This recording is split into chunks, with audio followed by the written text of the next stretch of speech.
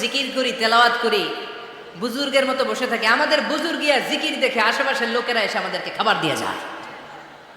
উমরে ফারুক বললেন, সর্বনাশ, তাইলে তো তোমরা আল মুতাওয়াক্কিলুনা ফিল্লাহ, তোমরা হচ্ছে আল মুতাওয়াক্কিলুনা আলা বা'দিকুম বা'দা, একে অপরের উপর নির্ভরশীল। যারা প্লেটে করে খাবার নিয়ে আসে তোমরা তাদের উপর তাওয়াক্কুল করছো, কারণ তারা যদি প্লেট ভরে খাবার নিয়ে আসে তোমাদের পেটে কোনো দানা পানি পড়বে না।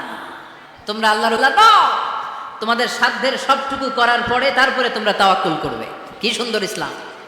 এক সাহাবী বললেন, ইয়া রাসূলুল্লাহ, আমি ওটে চড়ে এসেছি, তো আপনি তো আমাদেরকে তাওয়াক্কুলের ওয়াজ করেছেন, আমি ওটের রশিটা গাছের মধ্যে না বেঁধে যদি শুয়ে থাকে আল্লাহর উপর তাওয়াক্কুল করি, ওটটা থাকবে না? বিশ্বনবী বললেন, না, তোমার ওট থাকবে না।